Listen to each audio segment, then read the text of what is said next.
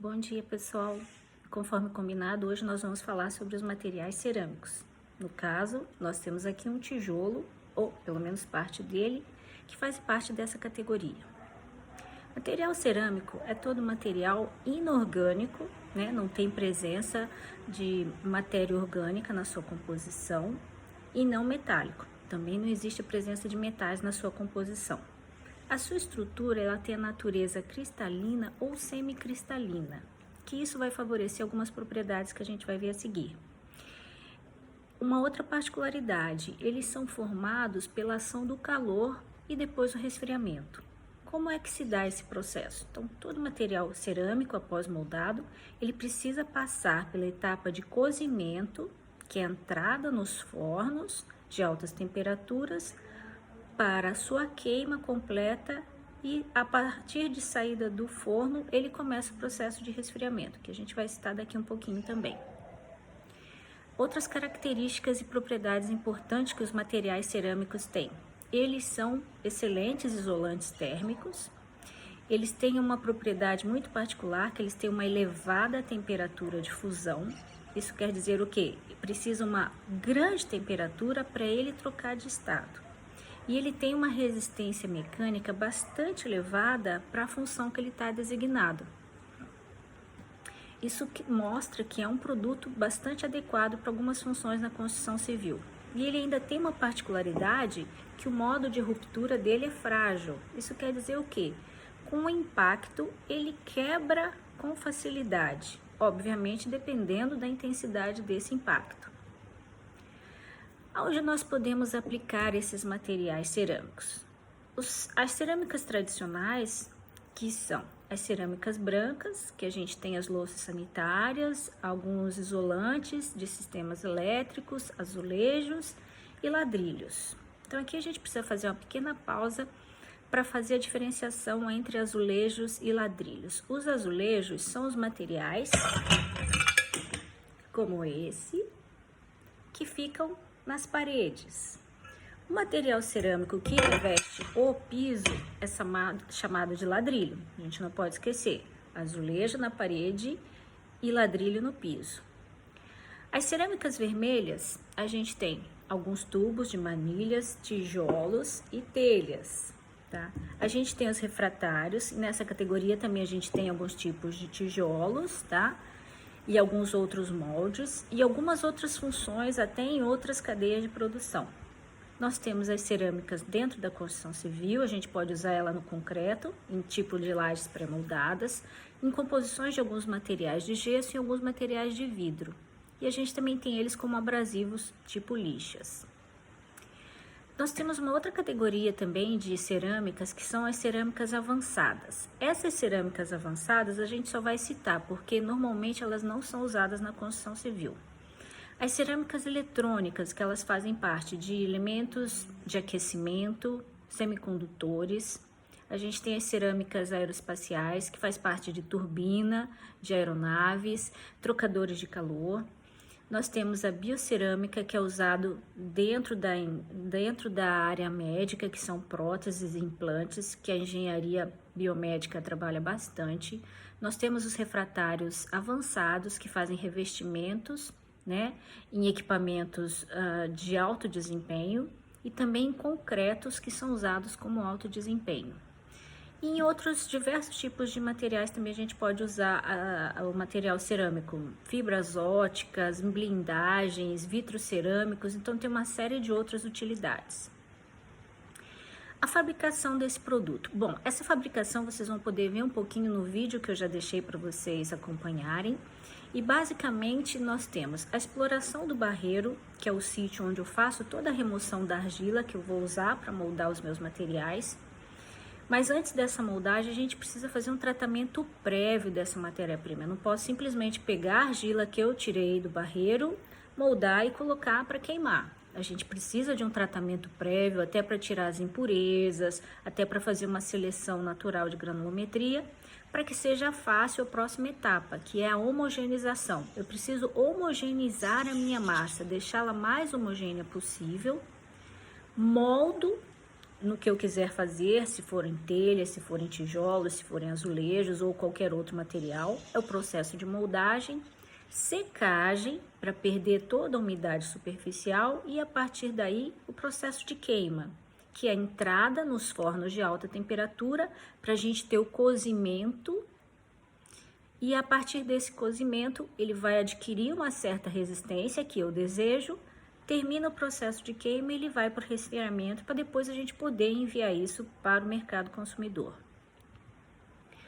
A linha de produção ela é mais ou menos isso, com algumas variações do tipo e critério de cada material cerâmico a ser utilizado. Isso a gente vai ver um pouco mais nas próximas aulas. Bom, nosso material cerâmico ele é dividido em 3 grandes grupos ou tipos: materiais de argila, materiais de louça e materiais refratários. Então, eu tenho 3 tipos de materiais ou de categorias de materiais cerâmicos, tá? O material de argila é aquela cerâmica vermelha que a gente viu agora há pouco, telhas e tijolos, basicamente, além de peitoris, além de vigotas e ladrilhos. Os materiais de argila, eles se dividem ainda em porosos e vidrados. Como o próprio nome diz, os porosos é que adquirem ou têm grande porosidade, ou seja, são sensíveis à umidade. Os tijolos são sensíveis, as telhas um pouco menos, mas também. E diferenciados desses porosos, a gente tem os materiais de argilas vidrados. São aqueles que sofrem um processo de vidramento, para quê? Para mantê-los impermeáveis à umidade. E aí a gente tem os ladrilhos, os azulejos, alguns tijolos especiais, drenos, conduítes e uma série de outros materiais. Os materiais de louça, eles são divididos também de acordo com a sua composição de matéria-prima. E aí nós temos 3. Nós temos os compostos por pó de pedra, os compostos pelo grés e os compostos de porcelana. Cada um desses tem uma finalidade diferente, uma resistência diferente em função da temperatura com que eles são cozidos, tá? Obviamente, os materiais mais simples de material cerâmico, eles têm uma temperatura de queima menor. E os mais avançados têm uma temperatura de cozimento maior. Isso quer dizer o quê? Os mais tradicionais, os mais elementares, têm uma resistência menor em função disso, e os avançados, porque queimam uma temperatura mais alta, vão ter uma resistência final maior.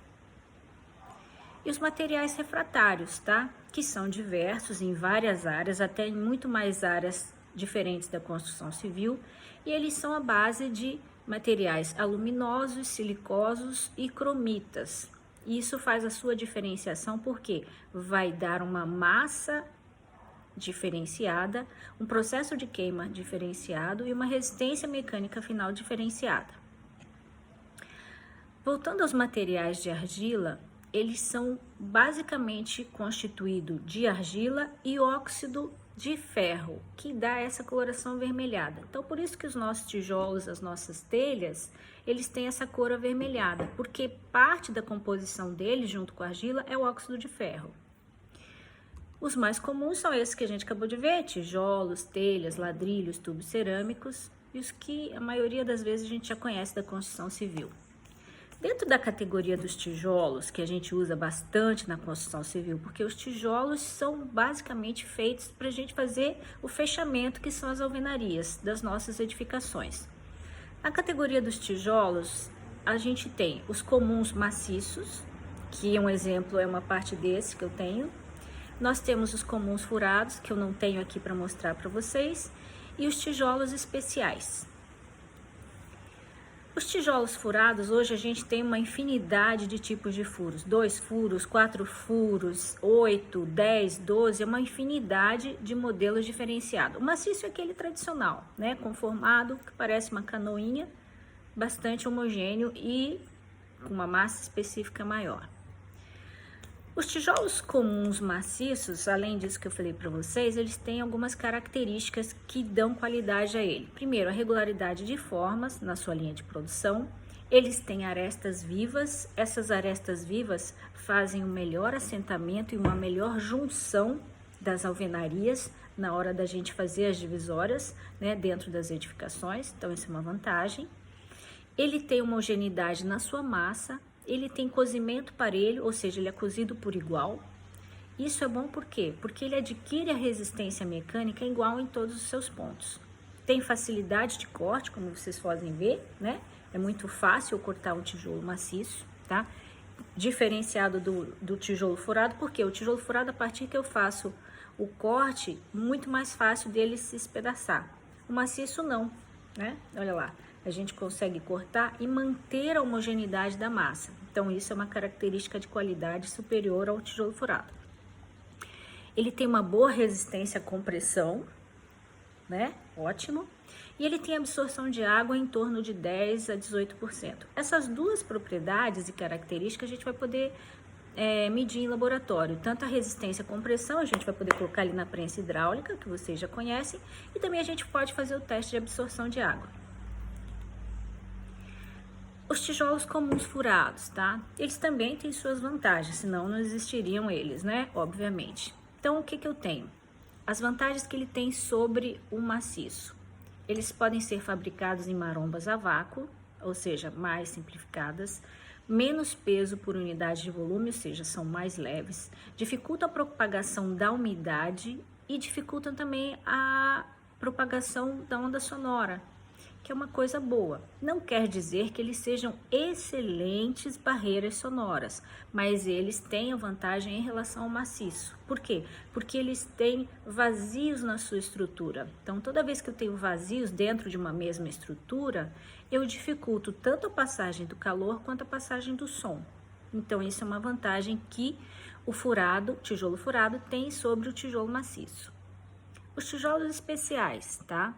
Eles têm esse nome por quê? Porque eles nem são maciços, nem são furados e ainda tem algumas características melhores do que os comuns. Eles são peças mais resistentes, por quê?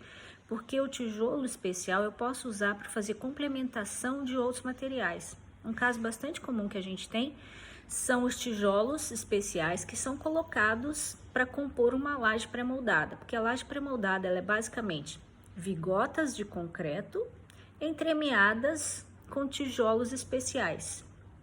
O que isso traz de vantagem? Reduz o peso da estrutura, tá? Que é uma grande vantagem, e reduz o custo. As telhas, tá? As telhas são produtos cerâmicos que a gente usa para cobrir as edificações. E elas, então, se elas são feitas para cobrir, elas são feitas para proteger o ambiente. Do quê? Dos intempéries, chuva, sol, frio, vento. Então, obviamente, elas têm que ter uma porosidade menor que os tijolos. Por quê? Porque elas vão ficar expostas o tempo inteiro, tá? À ação do clima e também à ação da chuva. Elas são divididas em telhas curvas, que são aquelas tradicionais portuguesas, coloniais que vocês conhecem, vocês vão observar na nota de aula. As planas, que são a forma de escama, não muito usada no Brasil. Por quê? Porque ela tem esse formato de escama que é para fazer aqueles telhados com alta inclinação. Por quê? Porque isso aqui é característico de países frios, que tem esse tipo de inclinação para os telhados. Porque ele é basicamente para, a hora que a neve cair, ela escoar pela própria lei da gravidade, né? E aí fazendo com quê? Com que não tenha um peso excessivo sobre essa cobertura e ela não venha entrar em falência. E a gente tem as telhas de encaixe, a gente chama telhas macho e fêmea, que elas são colocadas em encaixe e uma segura a outra sobre a estrutura de madeiramento. Quais as características de qualidade que as nossas telhas cerâmicas têm?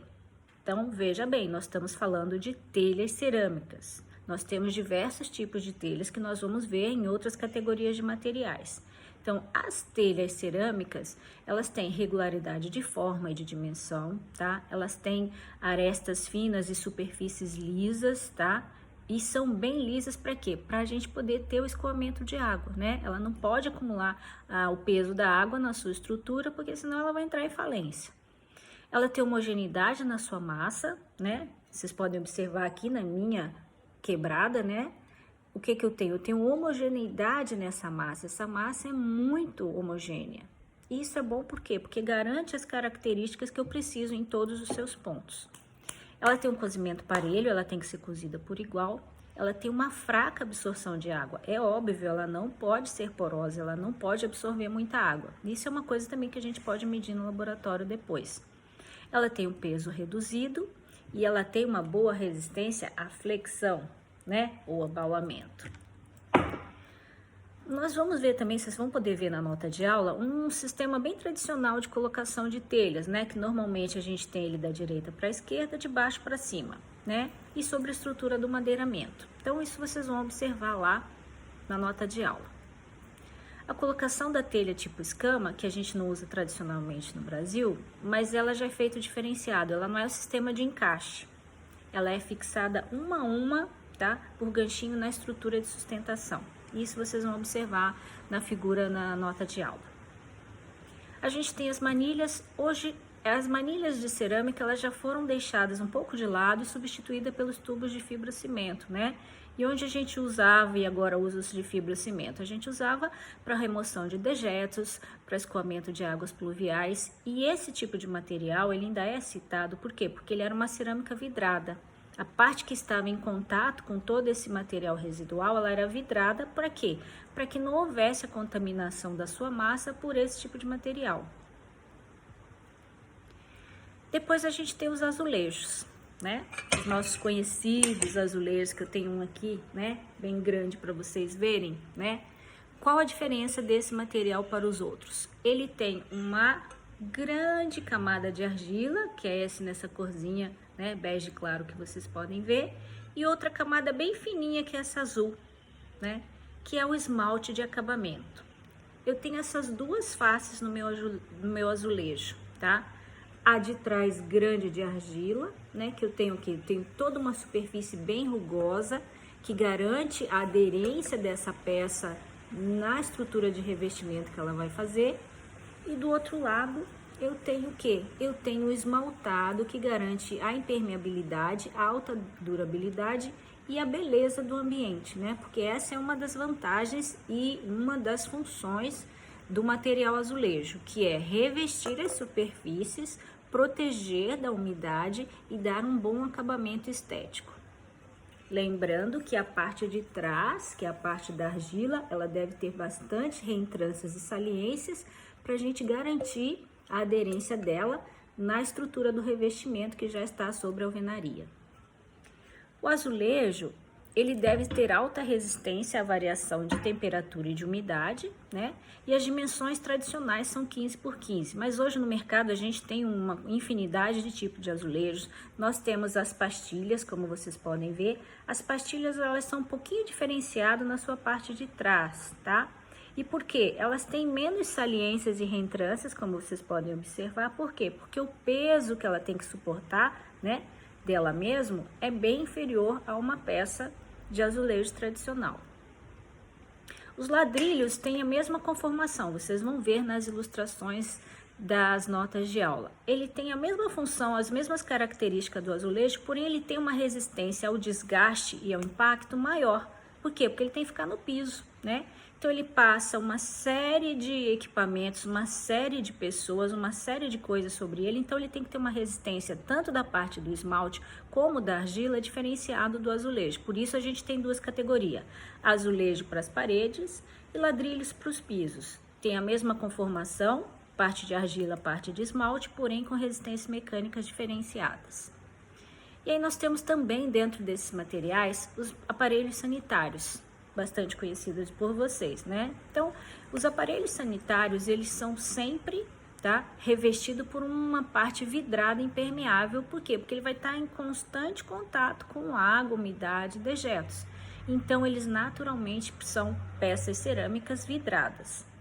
Eles são divididos em função da matéria-prima com que eles são confeccionados. Então, eu tenho aparelho sanitário de pó de pedra e aparelho sanitário de grés, tá? Qual é a diferenciação entre eles? Apenas a composição da matéria-prima, tá? A vitrificação e a resistência mecânica final. Vocês também vão ver exemplos e figuras dos aparelhos sanitários nas notas de aula. E, por último, os materiais refratários. quais são a diferença, né? Quais são as diferenças desse material com relação aos anteriores? Eles têm alto ponto de fusão, ou seja, eu preciso de uma temperatura muito alta para ele amolecer ou ele perder as suas características de forma, tá? Elas são apropriadas para uma indústria diferente da construção civil. A gente não tem, a gente só tem tijolos refratários na construção civil, que são aqueles que a gente usa para fazer as nossas churrasqueiras ou outros elementos construtivos que estejam submetidos a altas temperaturas, como é o caso da churrasqueira. Então, a característica dele, ele tem um elevado ponto de fusão, então ele precisa de uma temperatura muito alta para ele trocar de estado, tá? Ou para ele amolecer, ou para sofrer variação volumétrica, né? Ele não é suscetível a gases, a escórias, ele tem baixa condutibilidade térmica e tem uma boa resistência à abrasão. E com isso, senhores, nós terminamos a nossa atividade de hoje. Até quinta-feira.